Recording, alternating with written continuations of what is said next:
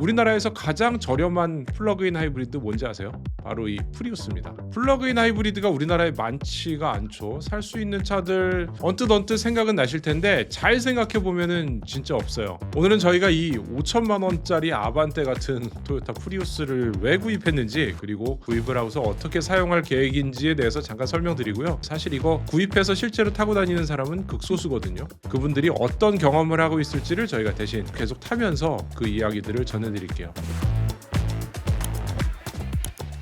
뭐 이런 거 궁금해하셨었죠? 예전에 보면은 세금 계산서 보여드릴게요. 합계 금액이 부가세 포함해가지고 4,990만 원이에요. 정가 그대로 산 거죠. 하나도 빠지는 거 없이 할인 1도 없고 한국 토요타 자동차와 저희 회사와 세금 계산서를 이렇게 끊어서 거래를 했습니다. 여기에 들어간 돈이 4,990만 원인데 저는 할부를 했기 때문에 오릭스 캐피탈이라는 데서 할부 계약을 하게 됐고요. 그 다음에 또 들어가는 게 이런 거죠. 자동차 취득세 전액 납부를 했는데 277만 5,450원입니다. 프리우스 플러그인 하이브리드는 이게 좀 애매한 게 우리나라에서 플러그인 하이브리드를 사서 얻을 수 있는 혜택이 많지가 않아요. 뭐 연료비 절약 이런 거를 생각한다고 사기에는 한 1,000만 원씩 비싸니까 1,000만 원을 연료비로 상쇄하려면은 엄청난 거리를 다녀야 되잖아요. 근데 프리우스 같은 경우 한 3시간 정도 충전해야지 완전 충전이 되는데 그거 가지고 한 이틀 출퇴근하기가 뭐 빠듯한 정도이기 때문에 플러그인 하이브리드로 실제로 얻을 수 있는 혜택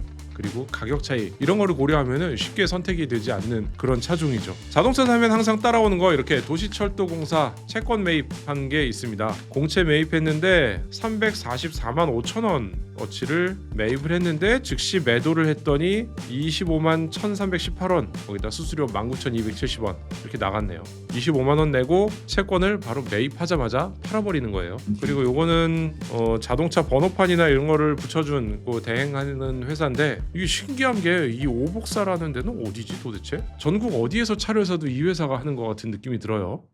이 플러그인 하이브리드를 사면서 사실 저희는 여러 가지 고민을 했었는데 최근에 타보고 제일 만족스러웠던 플러그인 하이브리드는 BMW 530e였거든요. i5를 타는 저희 입장에서는 전기차의 느낌과 내연기관의 맛과 이거를 양쪽에 다 가지고 있는 차, 그리고 리어에 에어 서스펜션도 들어가서 승차감도 좋았던 차, 그게 530이었는데 사실 그보다 밑으로 내려와서 좀 더 저렴한 플러그인 하이브리드를 찾자고 하면은 굉장히 선택의 폭이 줄어들게 됩니다. 국산차 브랜드는 플러그인 하이브리드를 하나도 국내에 판매하고 있지 않습니다. 알고 있기로는 뭐 투싼이나 이런 차들도 다 플러그인 하이브리드를 생산해서 해외에 판매하고 있는데 우리나라에는 플러그인 하이브리드에 대한 뭐 세제 혜택이라던가 이런 것들이 극히 미비하기 때문에 우리나라에 팔아서 가격 경쟁력이 잘 나올 것 같지 않다라고 판단을 했을 가능성이 있고요. 우리나라는 좀 더 전기차로 바로 넘어가자는 뭐 그런 포인트들이 있기 때문에 전기차를 좀 더 푸시하고자 우리나라에서는 플러그인 하이브리드가 좀 등한시되는 경향이 있었죠. 그런데도 저희 입장에서 플러그인 하이브리드를 구입한 거는 몇 가지 이유가 있어요.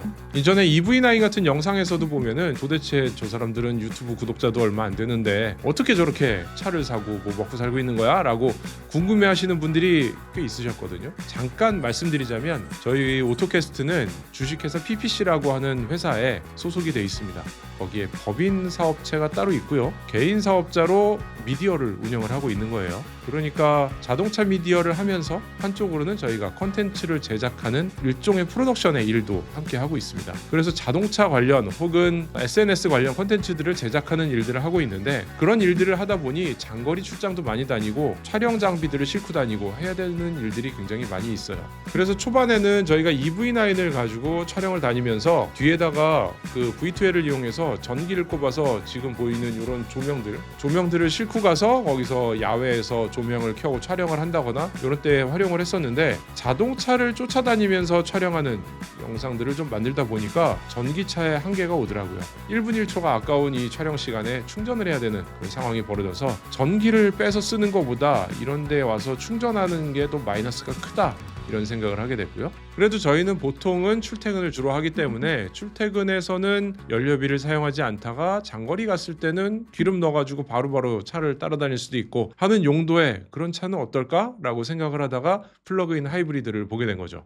그런데 저와 저희 회사의 많은 사람들이 이제 이 프리우스 플러그인 하이브리드를 타고 출퇴근도 해보고요, 어디 시승 행사도 따라가 보고 출장도 가보고 해보니까 몇 가지 장단점이 눈에 띕니다. 일단 전기차를 탈 때는 잘 몰랐었죠. 완속 충전하려면은 적어도 8시간, 10시간 정도를 꼽아놔야 되기 때문에 퇴근길에 꼽아놓고 아침에 빼도 눈치가 보이지 않았어요. 그동안 충전이 계속 되고 있었으니까 말이죠. 근데 이 플러그인 하이브리드는 3시간이면 완전 충전이 됩니다. 근데 그러고 나면 차를 빼줘야 될 것 같단 말이죠. 근데 법적으로는 빼지는 않아도 돼요.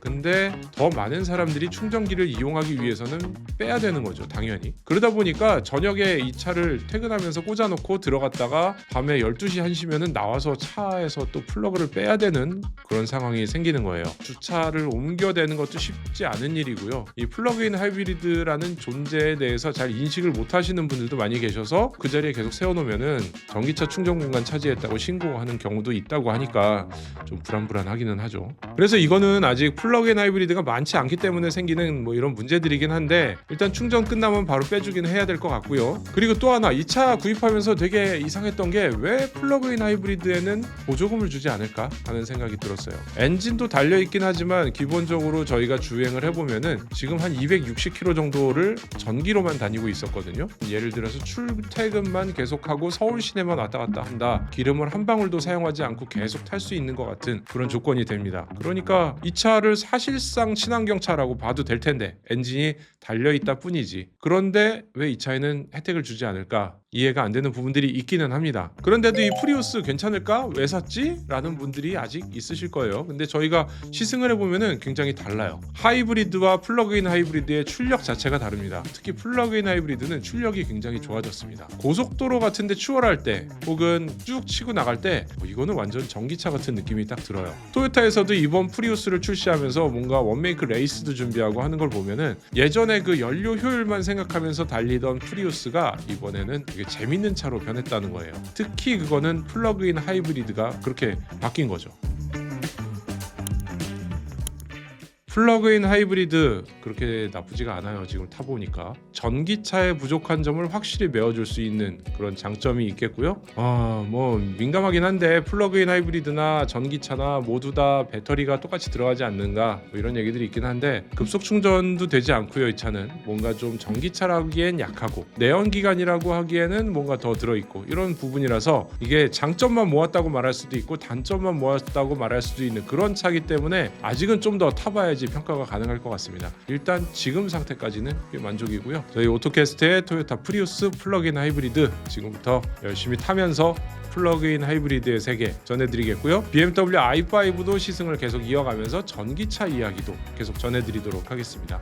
그리고 저희가 전기차 계속 취재하고 있습니다. 아마 이 영상이 나갈 때쯤이면은 기사는 이미 나갔을 텐데, 청라에서 일어난 사고 이후로 우리나라의 많은 부처들이 빠르게 움직이고 있어요. 오늘이 8월 12일인데 이번 주 중에 국토부에서 수입차 업체 관계자들을 모아서 회의를 한다고 합니다. 내용이 뭐냐면은 내년부터 시행하는 배터리 안전 인증제가 있는데, 이렇게 되면 배터리가 무엇인지 어떤 것인지 공개를 다 해야 되고 안전 인증을 받아야 되는 거거든요. 근데 이런 거를 앞당겨서 시행을 하려고 하는 거예요. 그리고 어제 일요일에는 현대자동차가 전기차에 무슨 배터리가 들어가는지 공개하기 시작했고요. 오늘 기아에서도 그 발표가 이어진다고 합니다. 다만 저희는 포커스를 어디다 두고 있냐면 전기차에 배터리가 어떤 게 들어갔는데 이게 안전한가 아닌가를 판단하는 거를 소비자가 할 수 없으니까 이거를 국가기관이나 안전 관련 인증기관에서 해줘야 된다라는 주장을 하고 싶어요. 그래서 저희는 전기차 취재 계속해 나갈 거고요. 전기차 화재에 대한 취재도 대안을 모색하면서 계속 이어가도록 하겠습니다. 저희 채널에 구독 눌러주시면은 저희가 취재하는 내용들 전해드릴 테니까요.